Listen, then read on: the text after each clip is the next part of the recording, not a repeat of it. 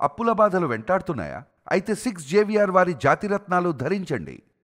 నమస్తే, welcome to మనం TV. ప్రముఖ సినీ నటుడు కోట శ్రీనివాసరావు ఈ తెల్లవారుజామున ఆయన కన్నుమూశారు. యావత్ సినీ ప్రపంచం దిగ్భ్రాంతికి గురైంది. ప్రముఖ సినీ నటులు మృతి చెందడంతో సినీ పరిశ్రమతో కోట శ్రీనివాసరావు గారితో సంబంధం ఉన్న ప్రతి ఒక్కరూ కూడా ఇంటికి వస్తూ ఉన్నారు, భౌతికాయాన్ని సందర్శిస్తూ ఉన్నారు, వారితో ఉన్న అనుబంధాన్ని గుర్తు చేసుకుంటూ ఉన్నారు.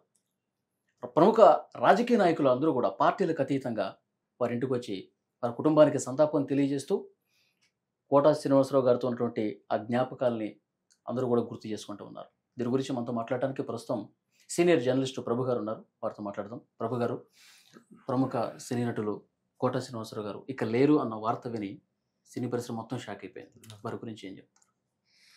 నిజంగా ఒక మహానటుడిని కోల్పోయింది తెలుగు ఫిలిం ఇండస్ట్రీ. కోట శ్రీనివాసరావు గారి నటన గురించి చెప్పాలంటే నవరసాలు అంటారు. నిజంగా నవరసాలను అద్భుతంగా పండించిన నటుడు. ఒక విలన్గా, కమెడియన్గా, క్యారెక్టర్ యాక్టర్గా ఆయన ఎలాంటి పాత్ర పోషించినా ఆ పాత్రలో మమేకమైపోయే విధానం అనేటువంటిది చాలా గొప్పగా ఉంటుంది. చాలా అద్భుతమైన టైమింగ్ ఉన్నటువంటి యాక్టర్ ఆయన.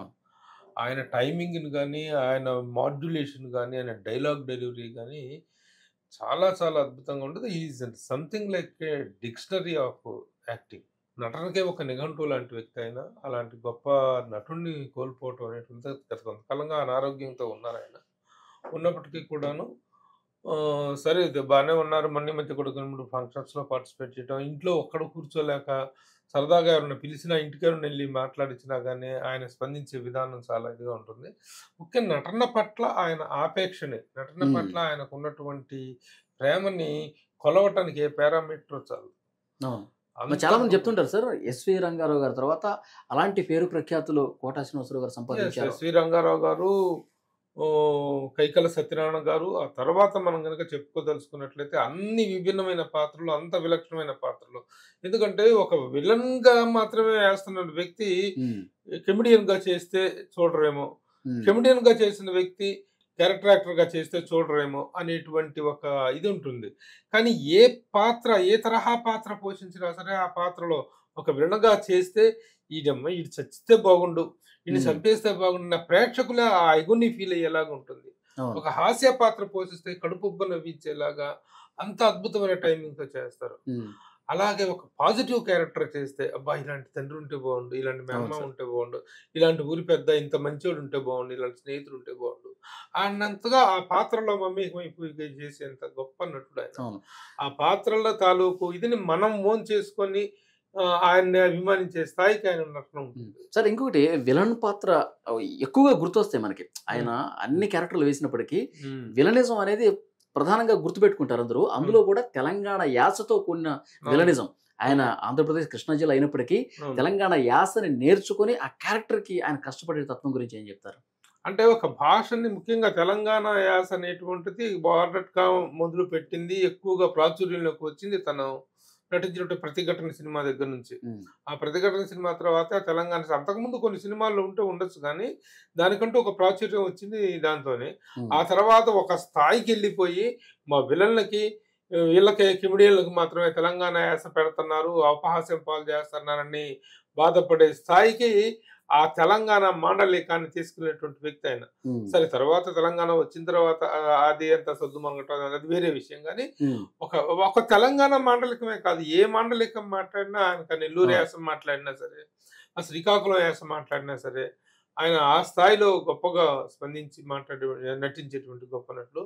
ఆ భాషను కానీ, యాసను కానీ, పాత్రను కానీ, ఆ పాత్ర తాలూకు లోతును కానీ ఆకలింపు చేసుకోవటంలో ఆయనకున్నంత ఆ క్విక్ మెమరీ, ఆ quick digestion of the character, quick taking of the director అనేటువంటిది మరే నటుల్లో చూడలేం. అలాగే తెలుగువాడు తెలుగు సినిమాల్లో నటించడం అనేటువంటిది ఓకే, కానీ బయట ఆయనకున్నటువంటి ఇతర రాష్ట్రాల్లో ఆయనకున్నటువంటి ముఖ్యంగా తమిళియన్స్కి ఆయన అంటే ఎంత ఇష్టం. తమిళ డైరెక్టర్లు అయితే పడిచేస్తారు. ఆయన కోట శ్రీనివాసరావు లాంటి ఒక అద్భుతమైన యాక్టర్ని మనం మళ్ళీ చూడలేమండి అని చెప్పేసి అంత గొప్ప. ఎందుకంటే ఓవర్ యాక్షన్ ఉండదు. యాక్చువల్ గా పాత్ర ఓవర్ యాక్షన్ డిమాండ్ చేసినా సరే ఈయన ఆ పాత్రలో లిమిటేషన్స్ ని ఈయన ఆకలింపు చేసుకుందని కోట గారు మాత్రమే చేయగలరు అనే క్యారెక్టర్లు చాలా ప్లే చేశారు ఆయన. చేయగలరు, అది ఎగ్జాక్ట్లీ కరెక్ట్. అన్ని విధాలుగా కూడా ఒక అలాగే రాజకీయాల్లోకి వచ్చి రాజకీయాల్లో కూడా ఒక ఎంపీగా చేశారు. ఒక విజయవాడ నుంచి ఎంపీగా చేయడం జరిగింది. అయితే ముఖ్యంగా ఆయన సాధారణంగా హాస్య నటులు అంటే హాస్యం తెర మీద మాత్రమే పండిస్తారని అంటారు, కానీ ఈయన తెర వెనుక కూడా అద్భుతమైనటువంటి హాస్యాన్ని పండించేటువంటి వ్యక్తి, విపరీతమైన చతురుడు. ముఖ్యంగా కోటా శ్రీనివాసరావు పంచిలి అంటే ఇండస్ట్రీలో పడి చేస్తారు. ఇప్పుడు ఏ పరి సినిమా రిలీజ్ అయితే ఆ సినిమా మీద పనిచేసేస్తాడు.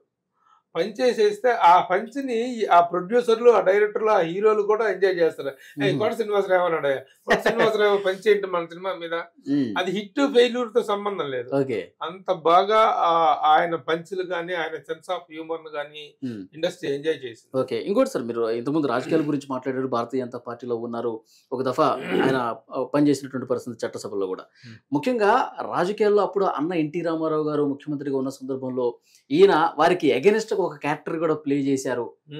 ఒకసారి ఎదురుపడినప్పుడు కూడా ఈ విషయాన్ని ఎన్టీ రామారావు గారే ప్రస్తావించి దగ్గరికి తీసుకున్నారు, ఇది సహజమేలే అని చెప్పి అనటం, దాన్ని ఒక్కసారి నెమరేసుకుంటారు.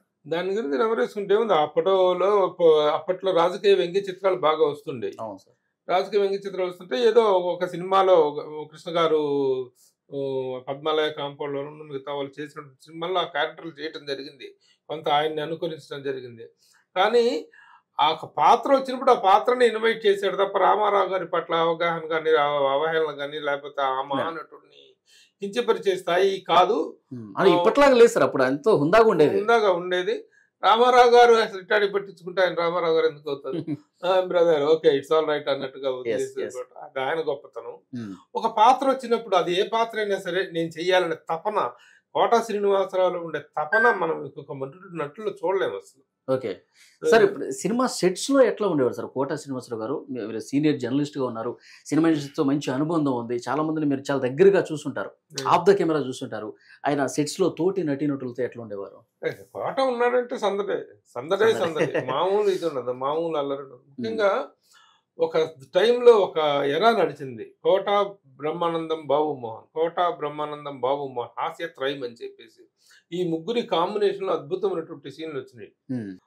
నేను పిఆర్ఓగా చేసినటువంటి చిత్రం బలారేవి చిత్రం సినిమాలో వీళ్ళిద్దరిది కోట గారిదను అసలు బ్రహ్మానందం కాంబినేషన్ అసలు అద్భుతంగా ఉండేది. హౌస్ ఓనర్ క్యారెక్టర్ అయినా ఇలా అద్దకుండే బ్యాచిలర్స్ బ్యాచ్ ఇది. అసలు టైమింగ్ కానీ ఏదైనా సరే చాలా ఇదిగా ఉంటుంది, చాలా జోవియల్ గా ఉంటారు. కోట శ్రీనివాసరావు సెట్ లో ఉన్నారంటే పంచుల కోసం మిగతా కమెడియన్స్ అందరూ కూడా హాస్య కుటుంబం ఉందనుకుంటేనే అక్కడ పంచులు, అక్కడ సరదాలు, కేకలు, కేరింతలు వెళ్ళిపోతాయి. దాంట్లో ఈయన అగ్రగణ్యుడు. తెర వెనుక ఇదే కాకుండా తెర మీద హాస్యాన్ని పండిస్తమే కాకుండా తెర వెనుక హాస్యంలో కూడాను గొప్ప సెన్స్ ఆఫ్ ఉన్నటువంటి. సార్, ఇంకొక ముఖ్యమైన విషయం, కోటా శ్రీనివాసరావు గారు ఒకసారి ఒక సెల్ఫీ వీడియో రిలీజ్ చేసేస్తారు. తాను చనిపోకపోయినా సోషల్ మీడియాలో చాలా మంది అసలు యూట్యూబర్స్ ఇష్టం వచ్చినట్టుగా కోటా గారి పోయారని చెప్పి చాలా వీడియో రిలీజ్ చేసి బాధపడిన సందర్భాలు కూడా ఉన్నాయి. సో మీడియా కొంత నియంత్రణగా ఉండాలి. యూట్యూబ్ కొంతమంది డబ్బు కక్కుర్తిపడి సినిమా ఇండస్ట్రీ మీద ఎట్లాంటి ప్లే చేస్తాం, అలాంటి చీప్ క్వాలిటీ మీడియాల గురించి, అలాంటి చీప్ క్వాలిటీ సోషల్ దీని గురించి మనం మాట్లాడుకోవడం. బతికున్న మనిషిని పోయి చచ్చిపోయారని చెప్పేసి అంత్యక్రియలు కూడా చేశారని చెప్పేసి దండలేసి ఒక కోట శ్రీనివాసరావు గురించి నేను బతికే ఉన్నానని ఆయనంతటా ఆయన వీడియో రిలీజ్ చేయడం దౌర్భాగ్య పరిస్థితిని సోషల్ మీడియా అనేటువంటిది కల్పిస్తుంది. ఆ రోజున అది చూసి నవ్వుకుంటారు, ఒక సందర్భంలో కోపం వచ్చుద్ది. ఎందుకో కోపం వచ్చుద్ది అంటే ప్రశాంతంగా ఉన్న మనిషి పోయాడని చెప్పేసి ఇలాంటి పుకార్లు పుట్టిస్తే దానివల్ల ఆయనకు వచ్చే నష్టమేం లేదు. కానీ కొన్ని వందల వేల మంది ఫోన్ల మీద ఫోన్ చేయటం వరకు నాకు జూబ్లీహిల్స్ పోలీసులు ఫోన్ చేశారు, ఫిలిం నగర్ పోలీసులు. ఏం సార్ ఆయన ఇట్లా పోయారంట కదంటే ఎక్కడండి ఏంటండి అని చెప్పేసి, అదే మీ ఇంటి వెనకాల దగ్గర మీ పోలీస్ స్టేషన్ దగ్గరే కదా, ఎందుకు అంత అడవుటి పడుతున్నారంటే, అయ్యో సార్ మాకు బందోబస్తు అంతా ఏర్పాటు చేయాలి కదా సార్, ఆయన పోయాడండి అంటే అక్కడ పెద్ద పెద్ద వాళ్ళు విఐపీలు అందరూ వస్తారు, ఏర్పాటు చేయాలి కదా అంటే నిజమైన న్యూస్ కన్ఫర్మ్ అయినా అని చెప్పేసి ఫోన్ చేసిన సందర్భాలు ఉన్నాయి. అలాగే బంధువులు, మా అభిమానులు, ఇన్ని వందల కోట్ల మంది అభిమానులు ఆయనకి. ఎందుకంటే హీరోలకి అభిమానులు ఉంటారు, ఏ హీరో అభిమానులు వాళ్ళకు ఉంటారు, కానీ కోటా శ్రీనివాసరావు లాంటి ఒక వెరస్టైల్ ఆర్టిస్ట్ కి అందరు అభిమానులు ఆయన అభిమానులే. అలాంటి ఒక గొప్ప వ్యక్తి పోయాడని చెప్పేసి ఆ సత్య వార్తలను కనుక ప్రచురిస్తే దాని సెన్సేషన్ మామూలుగా ఉండదు, దాని తాలూకు న్యూసెన్స్ మామూలుగా ఉంటుంది. మరి నిజంగా కోపం వస్తుంది ఎవరికైనా, అవును ఆయనకి సార్. విన్న వాళ్ళకే కోపం వస్తుంది. సో అవన్నీ కూడాను మన సోషల్ మీడియా కొంచెం ఇప్పటికైనా మానుకోవాలి. ఆ అవును. దరిద్ర పనులు వాళ్ళు పోయారు, వీళ్ళు పోయారు, వాళ్ళ ఇంట్లో ఇది జరిగింది, ఇది జరిగింది అనేటువంటిది మానుకోవాలి. సార్ ఫైనల్ గా మెగాస్టార్ చిరంజీవి గారితో చాలా మంచి అనుబంధం ఉంది కోట శ్రీనివాసరావు గారికి. చాలా మంది హీరోలతో చేసినప్పటికీ కూడా చాలా ప్రత్యేకంగా మెగాస్టార్ ని చూస్తారు కోట శ్రీనివాసరావు గారు. వారిద్దరి మధ్య బాండింగ్ గురించి ఏం చెప్తారు? అంటే ఇద్దరు ఒకే సినిమాతో కెరీర్ స్టార్ట్ చేశారు. Hmm. 1978 లో ప్రాణం ఖరీదు సినిమాలో కె వాసు గారి డైరెక్షన్, ఆ డైరెక్షన్ లో ఇద్దరు ఒకేసారి సినిమా కెరీర్ స్టార్ట్ చేశారు. ఆ తర్వాత ప్రాణం ఖరీదు అనుకుంటా కదా సార్. ప్రాణం ఖరీదు సినిమాలో, ఆ తర్వాత ఆయన ఆయన ఏ స్థాయికి ఎదిగారు, ఒక హీరోగా ఒక మెగాస్టార్ గా ఏ స్థాయికి ఎదిగారు, అలాగే ప్యారలల్ గా ఈయన ఆ చేసినప్పటికీ కూడా ఈయనకి 85 లో ప్రతిఘటన వచ్చిందాకా ఆ బ్రేక్ రాలేదు. 85 నాటికి ఆయన టాప్ స్టార్ అయ్యారు చిరంజీవి గారు. అవును. ఆ తర్వాత చాలా గొప్ప బాండింగ్ వాళ్ళది. తర్వాత ఇక ఈయన క్యారెక్టర్ యాక్టర్ గా ఒక విజృంభణ చేస్తున్నప్పుడు ప్యారలల్ గా ఎన్నెన్నో సినిమాలు అన్నయ్య సినిమాలు అయితే వాళ్ళిద్దరు అన్నయ్య ఏంటి ఎన్ని సినిమాలు, చాలా బావగారు బాగున్నారా, కొన్ని వందల సినిమాల్లో వాళ్ళు కలిసి నటించారు. Wonderful combination. చాలా మంచి ఇన్ఫర్మేషన్ ఇచ్చారు sir. Thank you very much. Okay bye.